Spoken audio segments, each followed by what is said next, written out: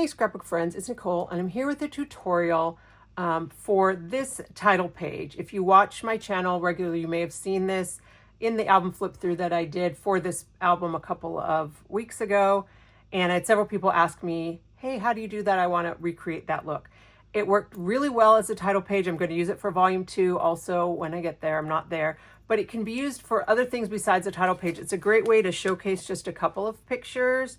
It's just an easy technique, and it is using my beloved circle cutter, which I know a lot of people have mixed emotions about, and that's probably putting it kindly. So I'm going to teach you how to do this. I'm going to call it a triple circle wreath layout, which can be a title page or any kind of page for you. All right, the secret to this layout is the circle cutter. I will link to my circle cutter hack video in the comments, but I'm going to show you again the secret weapon to make your circle cutter become your new best friend, and that is a 3-inch post-it note, a 3-inch square post-it note. All right, because that's going to help you position your circle cutter exactly where you want it. So you can use a pencil or a pen, it doesn't matter. You just are going to need to draw some lines on your post-it note. For me, for some reason, let me zoom down. For some reason, I have an easier time drawing lines if I mark the corners first. I think sometimes the ruler kind of blocks where the exact point is. So I always mark a line before I do my real line. And just going to use your ruler. This technique really helps if you have the CM zero centering ruler because of this grid that's on there. But I'm sure you can do it with another ruler. It might just take a slightly different technique.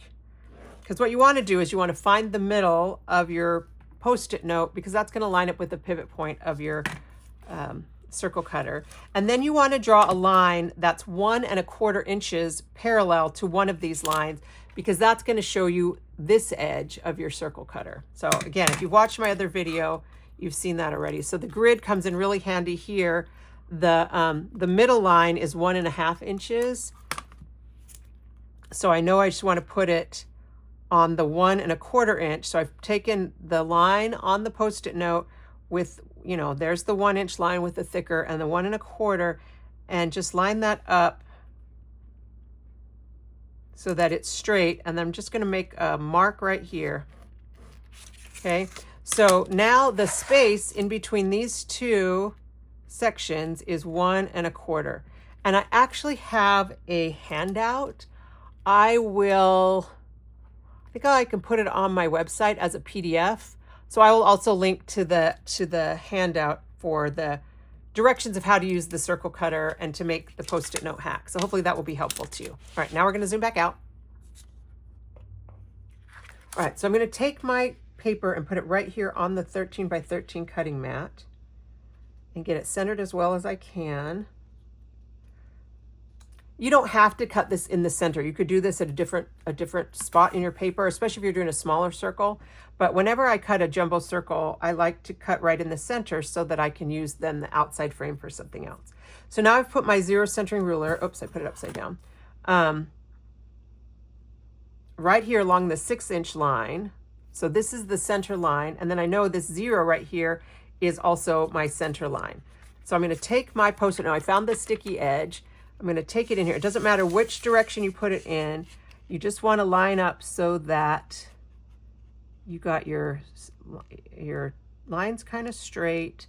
The only thing that really matters is this spot right here. You want this spot as close to the center of your paper as you can, if you care about having this centered. If you don't care about having it centered, you can do it wherever you want. And then I'm going to cut my first circle at 10 inches, which is 1 inch in from either side. I think that's just a good number. So I'm going to slide my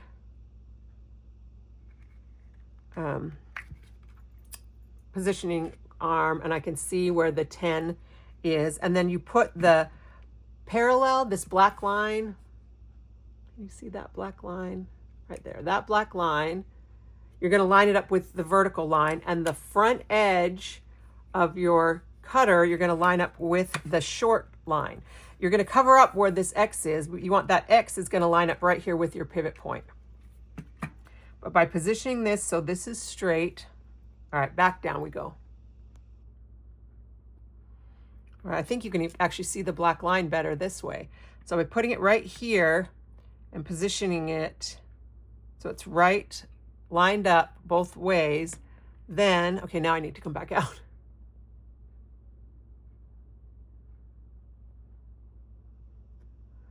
Then I'm going to hold this down so it doesn't slide, push in on the blade release, push down on the blade, and just go around in a circle.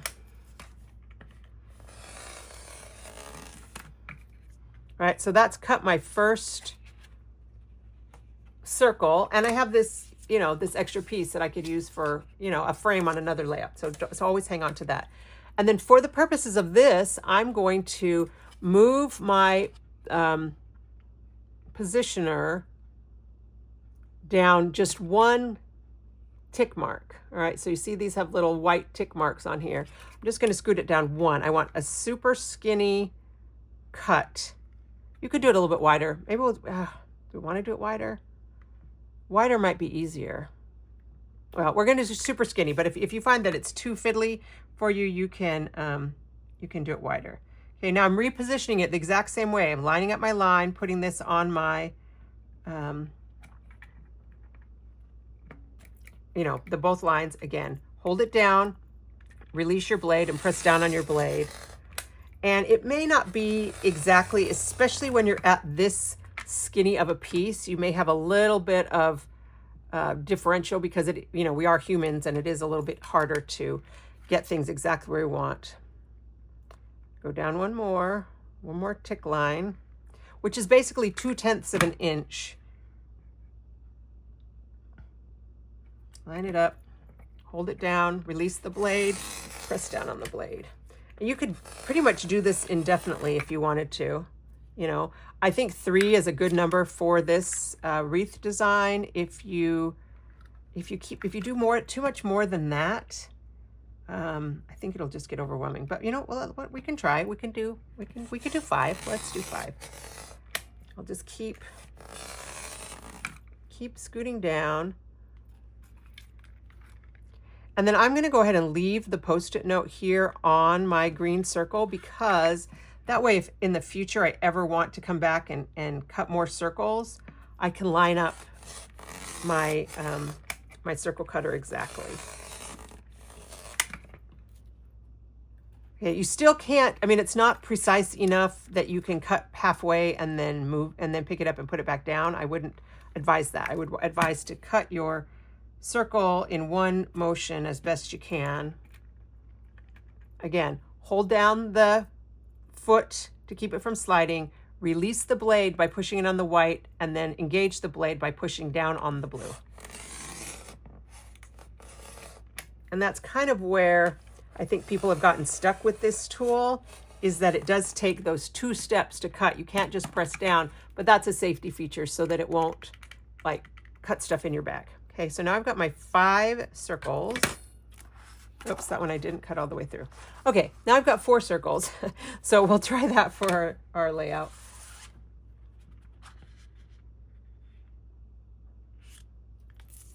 And then all you have to do is position these on your paper. And even though they're not the exact same size, and that's why you probably wouldn't want to do too many, I think that's why 3 works better, because they're close enough in size that they fool the eye.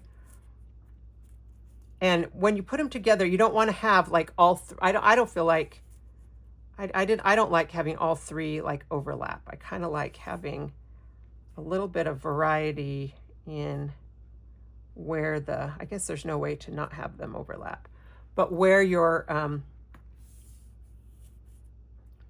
pieces touch each other. And then the hardest part of this technique is sticking the circles down, because they don't want to stay as circles. They kind of want to become a little bit ovally. So we'll use the repo adhesive. And I'm just going to put repo in a few spots. I'm not going to try and do the whole thing, because you can always come back and put a little bit more adhesive on. But once you start putting your decorative elements down, that's also going to help keep your circle in place. All right. But now they're harder to move because now they're stuck to each other. So we'll do one at a time.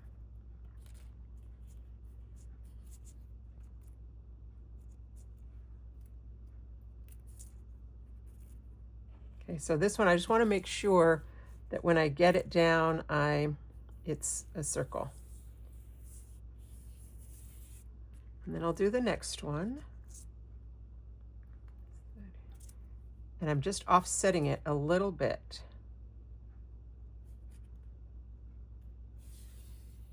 It's easier with cardstock. When you use designer paper, it has less kind of structural integrity. And so I do find that it's easier with cardstock to have it stay where you want it. Now I'm noticing that right here I have a little where I didn't quite get my cutting exactly right. A little tail, I always call it, where the blade kind of overlapped. But that doesn't matter because we are going to put an embellishment over the top of that.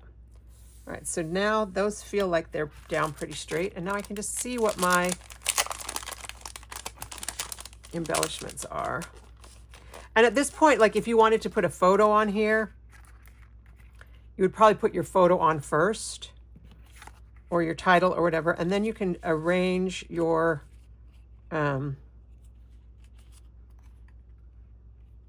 decorative elements. I haven't actually looked at these. I don't know how well these are going to work. I got love. Love you. I don't think I want to do that. Happy. I think I'll do this right here. Love. Happy. Home. I'm still going to kind of go with the three kind of three almost clustery things.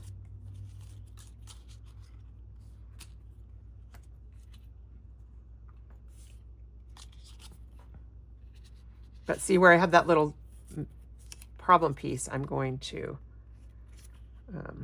just use this as a little photo mat. I kind of want family.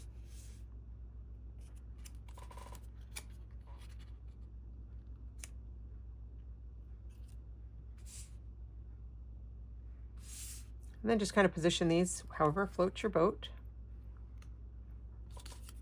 These particular embellishments were maybe not the best for this.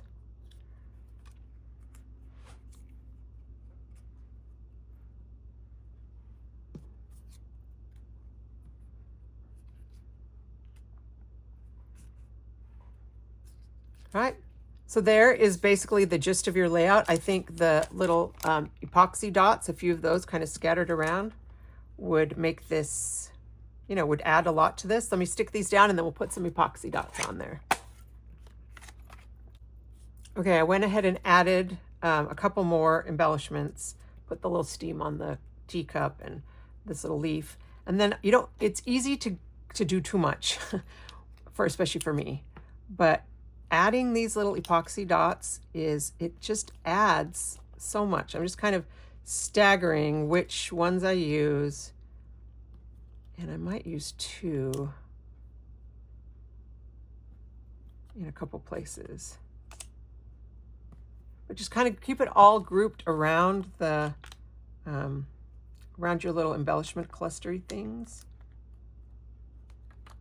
But it's a great way to use up extra stickers, extra embellishments that you have, maybe that you might not think you would otherwise use. Sometimes you have a collection that's finished. You know, you've used all the pieces and you just have a few random stickers or embellishments left. And I think that this makes a really, really cute layout. And of course you could go crazy with the embellishments, and I usually do. So anyway, but there's a super fast way to create a very eye-catching layout. If you don't want to deal with cutting the circles, this tool also has a place that you can draw with a pen, but it only does with a fine tip pen. So it's just, you just use the opposite side. So this side says has the blade, and those are your measurements. And if you use the pen, it would be the other. So let's show you how to do that. Because I want to leave my my Post-it note on the circle that I just cut, I went ahead and made a new one. I didn't write the 1/2 inch measurement. We're going to do the same thing. We're going to use the 13 by 13 mat. We're going to try and get this right as close to the center as we can. But the pen drawing technique is a little different. Now this one, the sticky is on this edge right here. So it's going to be easier for me to stick it in that way. Like I say, it doesn't matter. All you really need is to get this center point as close to the center of your paper as you can. And this is designed to work specifically with the Creative Memories pens. Almost no other pens will work in here. Some mechanical pencils will work in here. I've not tried it with very many pens, but it works perfectly with the CM fine tip of the CM pen. However, you don't want to put your pen in until you get it exactly where you want it, because it will make a blob. So again, for this one, I'm using the side that has the pen. And so I'm going to start again at the 10, but now I'm lining up with the black line because our pivot point is here, but instead of using this to go around, we're going to use this side to go around. But it's the same technique. You line up the black line with the vertical and the front of the tool with the horizontal, and then you're going to take your pen, put it in, and then as soon as you go, if you leave it just pressing down, it can leave like a little blob. But if you put it in and go, and see, I have to stop it to, move my arm. But now what you want is one that's slightly offset. So instead of lining up exactly with this line, I'm still going to line up, I'm keeping it the same size for this one. I'm still going to line up my center line with the vertical, but I'm scooting it up just a little. Like that looks like about maybe 1/4 inch, 3/8 of an inch. Scooting it up just a little, maybe I won't even go that far, 1/8 of an inch. And then do the same thing. But this way you still know where your center point is. And then for this last one, I'm going to scoot it over. I'm going to line it back up with the line, but I'm going to scoot to the right. Again, about a little bit.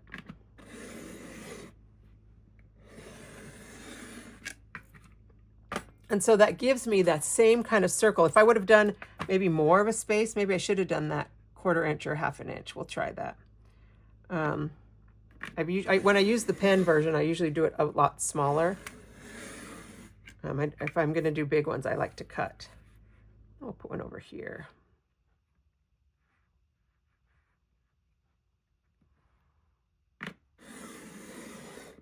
But you will see that you do get kind of, for me, where I have to pick up and move and where I start, the lines aren't quite as pretty. So that just means that's where I would put my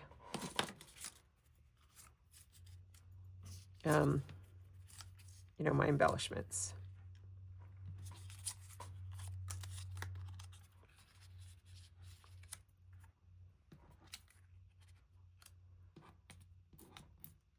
All right, and of course, I wouldn't use these, but this is what I got left. All right, so that's the faster way, and then of course you can remove this because you don't need to have it there again. So if you rather just do the quick one, the pen works really well. If I use a pen like this, what I would do, and if, you can still use your epoxy stickers. You can also just do dots. If you remember the old days of scrapbooking, we did a lot of things with dots. And I think just a few little dots to accent your embellishments or your stickers. They're a little old school, but I still think they look fun. So I hope this will bring you a little bit closer to learning to love your circle cutter. And if you recreate this layout and you want to share it with me, I would love to see it. So feel free to contact me on Facebook at Nicole Scrapbooks or at NicoleScrapbooks.com. You can send me an email using the Contact Me button on my website. Sadly, there's no way for you to include a picture on YouTube. I would love that.